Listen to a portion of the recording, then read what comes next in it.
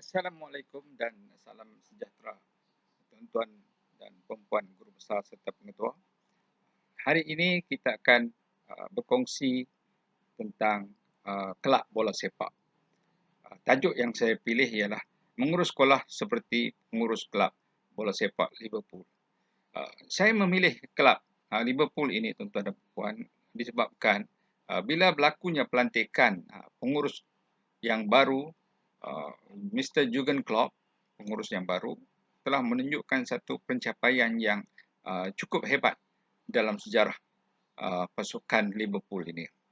Kita akan lihat apakah rahsia yang beliau gunakan dan adakah amalan-amalan pengurusan yang beliau laksanakan di kelab Liverpool tersebut boleh diguna pakai di dalam pengurusan di sekolah kita. Contohnya tuan-tuan dan puan-puan, semasa hari pertama sekali beliau melaporkan diri dan membuat sidang media di akhbar, Mr. Klopp telah menggunakan satu perkataan iaitu perkataan untuk memastikan semua staf dan pemain akur dengan jawatan dan kewibawaannya, iaitu who's the boss. Beliau pastikan semua pemain dan juga ahli-ahli kelab di situ akur tentang beliau sebagai seorang ketua di situ.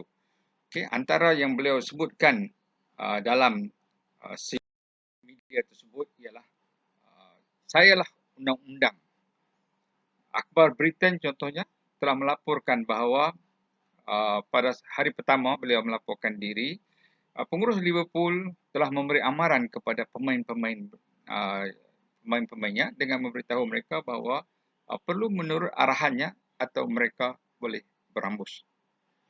Okay. Seterusnya, beliau nyatakan bahawa saya percaya adalah lebih baik ada 11 pemain melakukan perkara yang sama, yang salah berbanding semua orang mengikut melakukan apa yang mereka suka. Ketiganya, Mr. Klopp berkata jika dia masih kekal dalam tempoh 4 tahun ini, maka itu adalah disebabkan kerana menang sekurang-kurangnya satu kejuaraan. Dan beliau dengan tegas menyatakan dia adalah bos di Liverpool. Dan dalam sidang akhbar itu juga beliau memberitahu bagaimanapun dia memberi amaran apabila tugasan sebenarnya bermula pada hari ini, dia akan memulakan dengan mencari siapa yang mahu menjadi sebahagian daripada revolusi di Anfield. Dan untuk pengetua dan guru besar di sekolah juga, apabila hari pertama melaporkan diri contohnya, pastikan perkara ini berlaku. Pastikan kita memaklumkan kepada warga sekolah bahawa kita ialah pengetua atau guru besar di situ. Dan jangan lupa juga, contohnya seperti pertama sekali bila kita memaklumkan begitu, maka jangan lupa juga kita meletakkan satu hala tuju untuk sekolah. Contohnya di sini, kalau Klopp meletakkan bahawa dia akan mendapat sekurang-kurang satu kejuaraan, maka kita juga boleh mewawarkan kepada warga sekolah tersebut apakah matlamat ataupun KPI kita, tuan-tuan dan puan-puan. Dan yang keduanya juga, tarik perhatian warga sekolah bahawa mereka semua perlulah bekerjasama untuk bersama-sama mencapai visi yang kita akan bina untuk masa depan sekolah. Dan akhir sekali, beliau bukan mencari masalah, tetapi beliau akan mencari ahli-ahli yang boleh dibuat sebagai pasukan penggerak untuk sekolah tersebut. Selain daripada itu, tuan-tuan dan puan-puan, strategi yang kedua atau rahsia kedua yang beliau guna pakai ialah pastikan menggunakan otoriti yang ada dalam jawatan tersebut.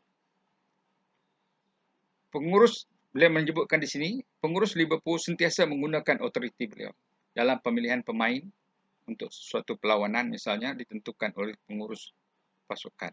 Perbincangan biasanya diadakan bersama kapten pasukan, jurulatih dan beberapa pembantu, tetapi kata putus dibuat oleh pengurus. Rahsia kedua, tuan-tuan dan puan-puan, gunakanlah otoriti tuan-tuan dan puan-puan untuk kita menjalankan ataupun mentadbir sekolah tersebut. Pastikan kita membuat pemilihan di kalangan guru-guru yang kita rasa sesuai untuk menjalankan ataupun melaksanakan sesuatu tugasan, memegang sesuatu tugas, dan juga kita boleh mendapatkan pandangan perbincangan dengan pasukan task force kita. Tetapi keputusan terakhir mestilah dibuat oleh pengetua dan guru besar sendiri. Untuk rahsia yang ketiga, tuan-tuan dan puan-puan, atau strategi yang ketiga, kena pasti cabaran dan cari intervensi. Di sini Mr. Klopp telah mengenal pasti kelemahan pasukan. Beliau mula menjual dan membeli pemain-pemain baru. Beliau juga telah mendapatkan khidmat jurulatih penjaga gol dan memberi penjaga gol yang baru. Beliau mencari pemain hebat untuk mengisi kelemahan di bahagian pertahanan, tengah dan serangan. Dan kalau di sekolah tuan-tuan dan puan-puan, ini juga perlu kita lakukan, iaitu dengan mungkin menggunakan strategi SWOT ataupun kaedah SWOT.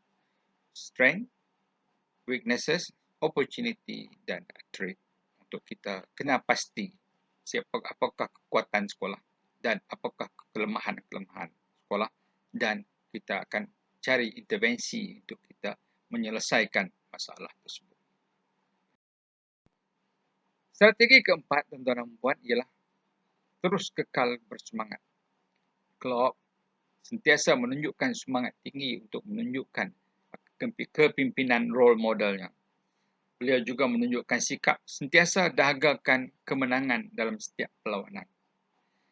Dan kalau di sekolah juga, maka kita hendaklah menunjukkan semangat yang kuat, tuan-tuan dan puan-puan. Menunjukkan fizikal yang sihat. Walaupun kemungkinan kita kurang sihat, tetapi inilah yang akan memberi semangat kepada guru-guru kita, kepada warga-warga sekolah kita untuk berkhidmat dengan lebih cemerlang lagi. Untuk strategi yang kelima, beliau telah melantik mentor ataupun idola. Kelemahan pertahanan diatasi dengan membeli pemain yang mampu menjadi mentor dan mengawal permainan. Pemain mentor ini juga ditugaskan untuk menjadi suri teladan dan general kepada pemain muda dalam pasukan. Oleh itu, Klopp telah membeli pemain pertahanan Virgil van Dijk yang cukup mahal. Walau bagaimanapun, pembelian itu terbukti berjaya kerana isu di bahagian pertahanan pasukan telah dapat diatasi. Kiranya kita di sekolah, tuan-tuan dan puan-puan, lantiklah guru-guru yang kita rasa mampu menjadi mentor ataupun idola bagi semua warga di sekolah. Pastikan guru tersebut akan mampu melaksanakan tugas yang kita serahkan kepada beliau, dan beliau juga menjadi general ataupun menjadi orang kanan dan juga orang kiri untuk kita melaksanakan sesuatu tugasan ataupun program-program yang kita akan anjurkan. So kita akan henti dulu untuk frasa pertama ini dan saya akan sambung pada frasa kedua nanti. Sekian, terima kasih.